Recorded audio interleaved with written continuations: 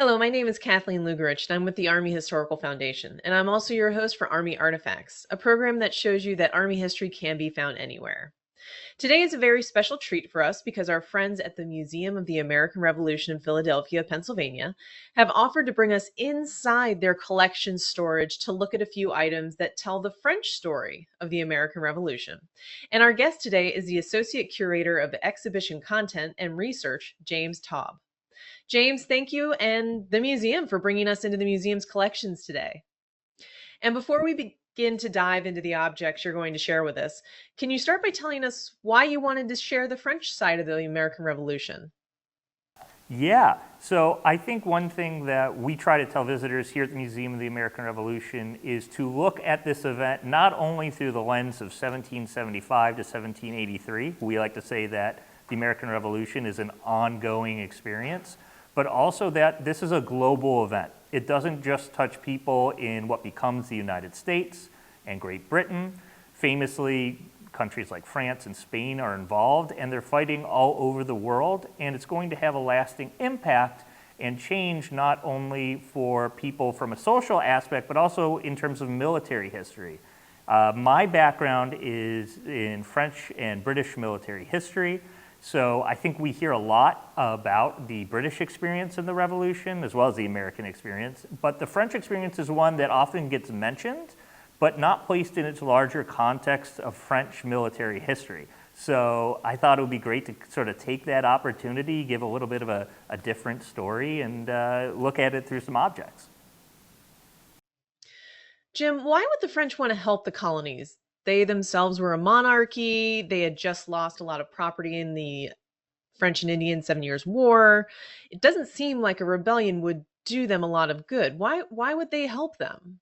Yeah, so there's a few different reasons. I think if you look first off at the political ideals that are running through Europe at the time, the idea was to keep peace in Europe was to have a balance of power. And many European powers looked at Britain and their victory in the 7 Years' War, the French and Indian War, as an upsetting of that balance of power. Britain was victorious across the globe. And they are also becoming diplomatically isolated because of how they've treated their allies on the continent. And France sees an opportunity to take advantage of that. One of the things that brings Britain down in 1783 is not just American victory on the battlefields here in North America, but it is also because they are completely diplomatically isolated. They've lost all of their allies on the continent. And historically, Britain fights its war on the continent through using small German states or other allies like Prussia, sometimes Austria. They're going back and forth to fight against France, which was the massive military power of Western Europe. So the French are not only fighting this on the battlefield, and it's primarily going to be a naval and overseas war for them, but they're fighting this diplomatically. They see a chance to have Britain without allies, something that today the United States would never do. So we're learning those lessons of how to fight wars not only on the battlefield, but also over the diplomacy table. And France is really gaining from that. They're seeing a chance to rebalance power in Europe and have it start to shift to having France, just like in the days of Louis XIV, be a power that has a seat at the table as large, if not larger, than Britain. So they think it's really worth the risk to keep Britain out of the continent and keep Britain distracted fighting its wars overseas. One of the things that we often overlook here in the United States when we talk about the Revolution is the main French plan, as soon as they enter the war in the winter of 1778, is not only to support the Americans. That's secondary. The primary goal is to invade England, and they're getting a force ready to do that. Eventually, some of the regiments that are part of that are sent to America under the Comte de Rochambeau, but they're training and getting ready to land in southern England. Unfortunately, due to the power of the Royal Navy, that just doesn't become feasible. Yeah, so we're going to do this somewhat chronologically, and with that in mind, we're going to start with this musket here. This is a model 1717 musket. And what makes this kind of significant in terms of firearms and small arms from the 18th century is that, like many, it is your run-of-the-mill flintlock musket. But this is the first standardized arm that the French are going to use. This is introduced during the early reign of Louis XV, late reign of Louis XIV, the Sun King, after they had fought these horrible wars against the Dutch, against the British, really against all of Europe unified against them.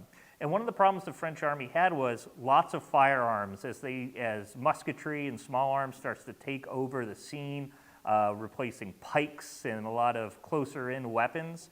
But there was no standardization whatsoever, and that provides a lot of a logistical challenge.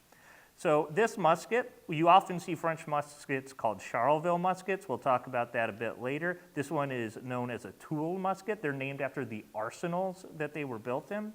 Is this first standardized arm, and this arm is going to form the basis for French small arms all the way through the 19th century with some iterations. For us in America, this is an arm that's going to see service here. It's going to be brought by the French in the 1720s, 30s, and 40s, seeing service in various wars like the War of Austrian Succession, what we call here in America King George's War, and then also used during the French and Indian War, what in the rest of the world they call the 7 Years' War, or in Quebec, Canada, the Guerre de Conquête, the War of the Conquest of Canada. And a lot of these are going to be taken by Americans and British soldiers as prizes, to the point that we also know that when the American Revolution rolls around, several militia units as well as a few continental units will likely have these equipped with them. But this is a very interesting weapon. We'll have seen service under famous leaders such as Maurice de Saxe. Has a really nice stereotypical sort of flintlock mechanism. And also typical of French arms from the mid-18th century, going into the early 19th century, these barrel bands that are on the right side here to help with a sling that will actually be thrown over your back, often for use as mounted troops, but also with the French in mind, grenadiers, soldiers who will sling these muskets over their back and then start lobbing grenades, though not as common as we would think of it by the late 18th century. Are there any distinctive markings or things that could tell us a little bit about the person who carried this musket? Yeah, so this one in particular has this interesting marking on the butt, which we'll show you a close-up of. It just says DW. That is probably the individual who got it after the French either lost it through combat or was captured in an arsenal, and possibly hints at its use by American militia during the time frame of the American Revolution or the Continental Service.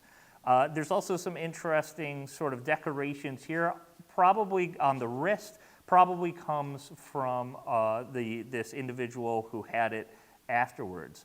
There's not a distinctive mark on the lock, apart from the standard stamps on the barrels.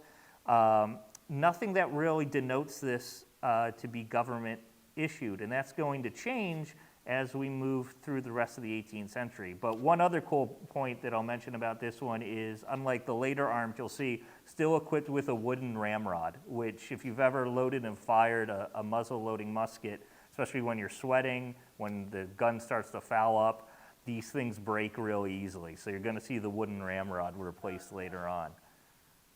The next musket we have here is the model 1763. And after their defeat in the 7 Years' War, the French really start to look at reorganizing their army and their navy, trying to address the failures that they saw on the battlefield, as well as make improvements to their equipment and their firearms. And one thing they noticed is that the model 1717 and its later iteration, the model 1728, were heavy. They were cumbersome, they kind of have a weird shape, they're hard to load and hard to manufacture. So what they come out with is the model 1763, and this is an incredibly important arm, not only in French history, but also in American history. You often hear these referred to in collector circles as Charleville, and you can see this one is in fact from Charleville. It's marked on the lock, but they're making it at multiple armories, including Toul, Maubeuge, Saint-Étienne. So if you're really talking about these with a professional, you're going to call these the infantry musket, models 1763, the fusil d'infanterie. We'll just say the infantry model musket. You also see a few different iterations of this, so like they updated in 1766 and in 68. All in all, they're all 1763s with slight modification. So this is going to be the main arm that takes the French from 1763 all the way up to 1777. But you'll notice those years include the beginning of the American Revolutionary War. This is going to be the main arm, especially as it becomes an older stock, as it becomes outdated with new versions that are going to be sent to the Americans for service during the Revolution. The French send around 117,000 of these over the course of the war. It's a pretty updated arm. Again, it has the normal flintlock system. It's about a 69 caliber weapon, updated with a modern metal ramrod, and much more user-friendly. Unlike earlier iterations of the French musket and of the British musket, it has these nice barrel bands that are spring-mounted, so they're easy to take off the barrel and clean and take apart, unlike, say, a British musket that's mounted with a pin. The other thing that will be important is that this is the musket after the war that the Americans are going to take and copy and make into the Springfield musket. So as you see the American military develop its own weapons after independence, they're all going to be based around this guy. And this one is an important example because ours, and you'll see in our close-up, are stamped, or as we say in the collector world, they're surcharged with U.S. and U states, which are common markings for the Continental Army both during and just after the American Revolution. So this one likely saw service during those years of the American Revolution and is a really nice example of what the Continental soldier is going to be carrying and what the French soldier is going to be carrying during this conflict. I really like to talk about this with guests and visitors who understand firearms and firearm history, like the AK-47 of its day. It is really cheap to produce, and the French are sending this to anyone who will take a shot at a British soldier. These are seen all over the world. There are copies of them made, slight iterations, including here in the United States. And it really becomes a tool in which the French see their revolution unfold. They see other revolutions unfold. And it's a way in which the French can assert soft power, sort of through proxies.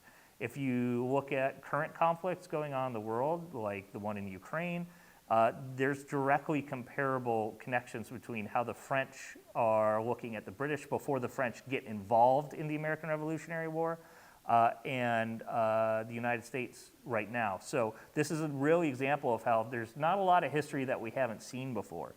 You can look at these as weapons, you can look at these as pieces of material culture, but they also have stories that connect to greater politics, greater social history, so it's a really, really interesting piece.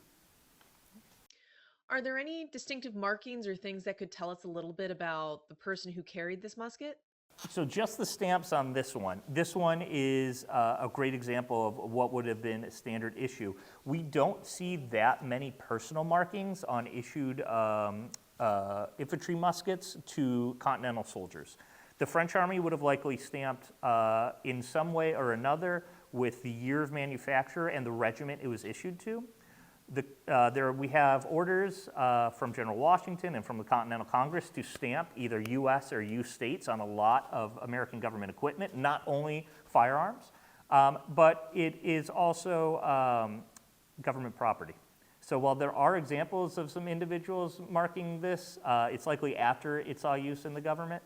But for the most part, these are just stamped with the markings of the colonies in the United States. Now, as I come from the Army Historical Foundation and we're at the National Museum of the United States Army, why should I care about a naval cutlass? Yeah, we do have to take a look at this cutlass. This is really cool because for France, this is primarily a naval war. This is the first war of the 18th century and really in early modern French history where they spend more money on the Navy than the Army. And sorry to the Army Museum folks for that. But you can rightly say if there's one military organization that America owes its independence to, it's the French Navy. The French Navy was drastically defeated by the British during the 7 Years' War. And as you mentioned, they have this new young king in Louis XVI and Queen Marie Antoinette. And Louis XVI is actually very scientifically minded.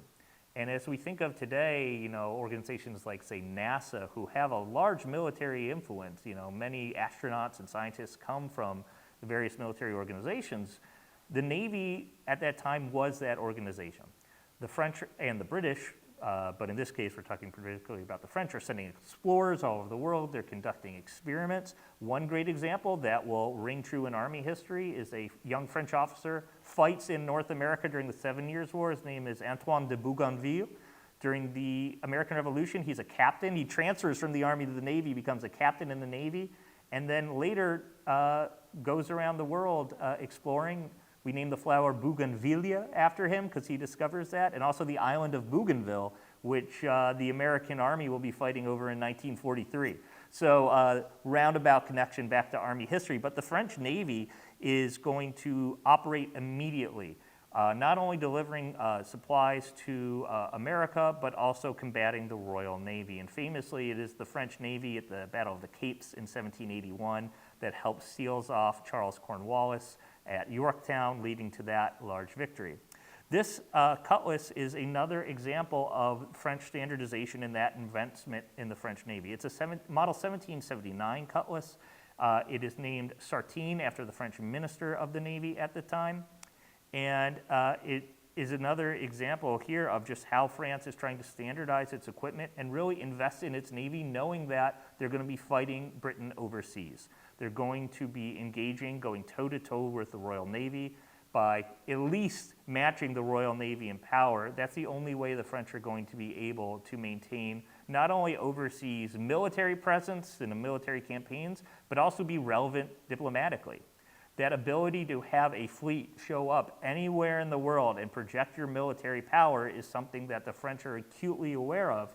And Louis XVI is going to take this opportunity of the war to really massively fund the Navy, really give the Royal Navy a run for their money, and eventually win, surprisingly, for many people. The French did not expect that. But it's still to this day, the Battle of the Chesapeake, Battle of the Capes is a celebrated day in the French Navy, and you will see them operating throughout the world. Of course, naval action is going to become very close and personal. If you've ever seen, I think, one of my favorite historical movies, Master and Commander. Unfortunately, the bad guys win in that movie, but spoiler alert. But you will see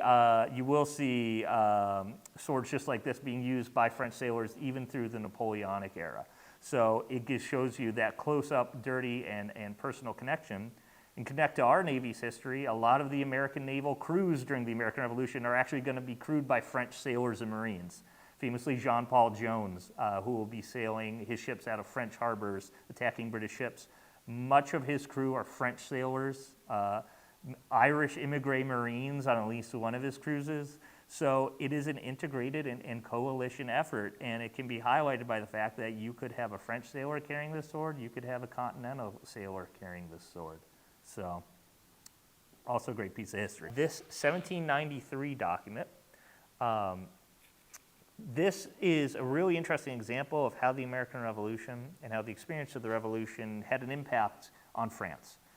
So you'll see a close-up of this, but what we have here is a discharge. This is the discharge of a soldier named Charles Francois. If you couldn't get like a more stereotypical French name. But Charles Francois was a sergeant, and you'll notice that this discharge is from the French Republic. As I said, dated 1793. He's serving in the 13th Infantry Regiment. But you'll notice on French discharges from this time period, they also mention just a summary of their service. And specifically on this soldier, he was in the campaigns in America of 1780, 81, 82, and 83. So Charles Francois, we know, served in the Regiment de Bourbonnois, which is one of the 4 regiments of infantry that the Comte de Rochambeau brings with him to Newport, Rhode Island. They end up marching down the East Coast, serving at the Battle of Yorktown, and then marching up a little bit before heading back over to France. So this soldier serves through the American Revolution with this, what they call the Expedition Particulière, and then goes back and serves in France's Revolutionary Army.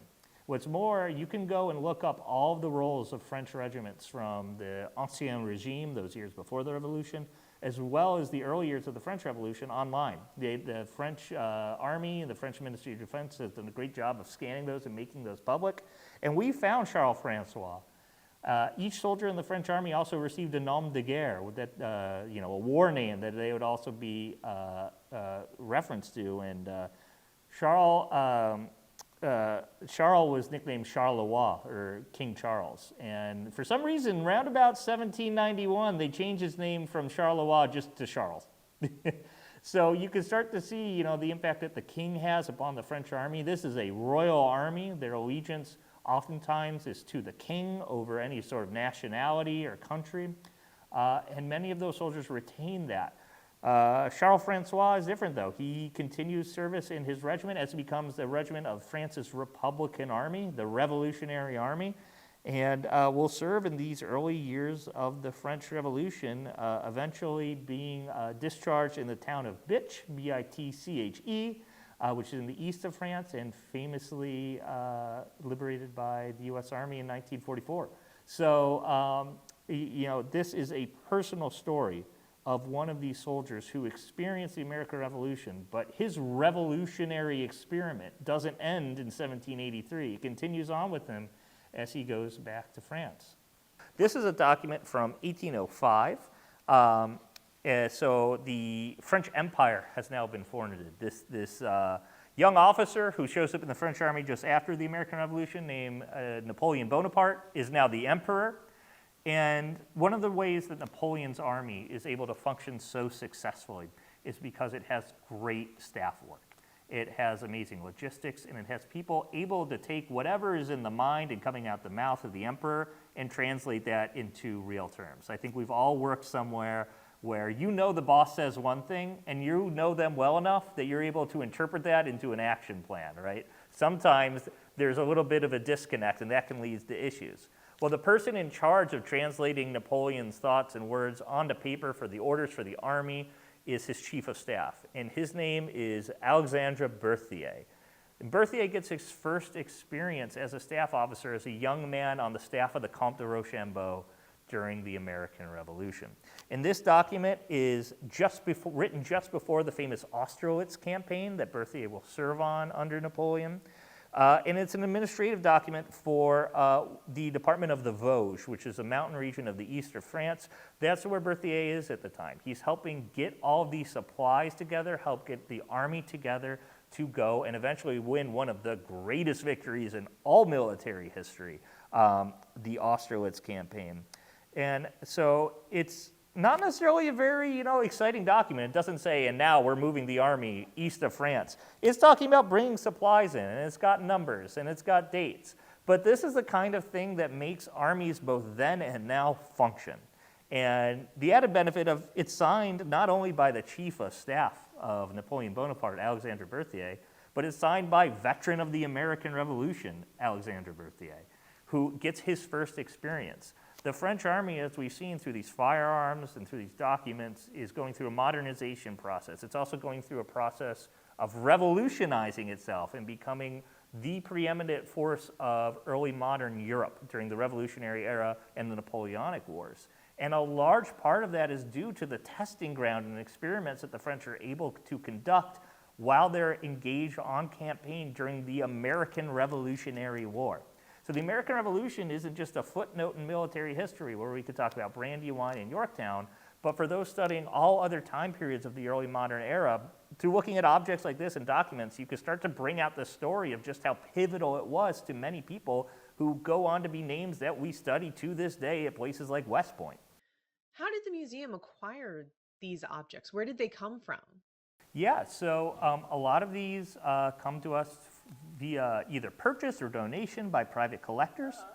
The museum is always very interested. If you've got a document, you've got an object, reach out to us. We'd love to take a look at it.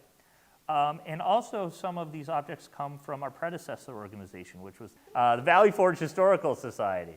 And they started collecting at the end of the 19th, beginning of the 20th century. So even though our museum opens in April of 2017, the collection has been going for well over 100 years. Their most famous piece, of course, is General Washington's tent. which came to the Valley Forge Historical Society early in the 20th century and is now the centerpiece of our museum. And if you stop by over the next few months, make sure to see Witness to Revolution, which is a special exhibition just on the story of how we got the tent and how we've preserved the tent and how it's being displayed, how it survived not only the Revolution, but also the Civil War and all the time in between. So, all these objects have a story that don't exist around the time they were created to be used. All these muskets, these swords, passing through the hands of individuals as part of their private collection, other institutions, that story is attached to them. So, Are any of these objects viewable on your digital collection? yeah, so we have a great online collections page. It's our collections highlights. If you go to the museum website, you'll be able to check that out there. We always rotate objects through, so we don't have all of our collection on display at once. I can say that you'll see several examples of the 1763 Charleville on display at all times in the museum. There are a lot of these. We have a lot of them on display because, again, it's one of the two primary arms of the Continental Army during the war. You'll see other examples as we rotate through of earlier French weaponry that is on display. Currently, we have a Model 1728, which is the successor to our 1717 on display. It's an example of what the militia carried earlier in the war. And we always have naval objects on display. Paper as well always rotates. The health of paper, we try to rotate our paper every 6 months. So I can't guarantee these specific documents are on display, but sister documents to it and documents that have these same stories that we tell will always be on display. So part of the other reason that I love working here, it's my happy place as a French historian who's also American, is that our big exhibition for 2026, which is actually going to open in October of 2025, is called The Decorations Journey.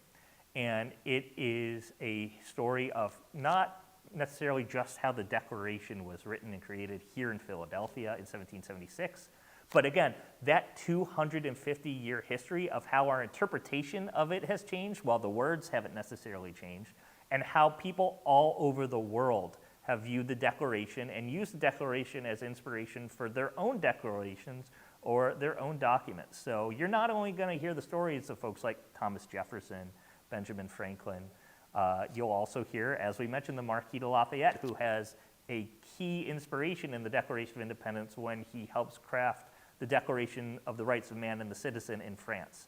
And we'll be bringing objects from France over for that exhibition. We'll also be bringing objects from within the United States, objects associated with Martin Luther King and Abraham Lincoln, both of whom quote the Declaration in some of their key speeches. Objects from South Africa, India, South America, Korea, Vietnam.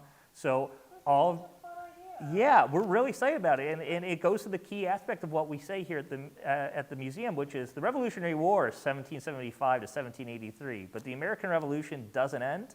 And also, as we're talking about here, it's not a uniquely American experience. It just happened to happen here.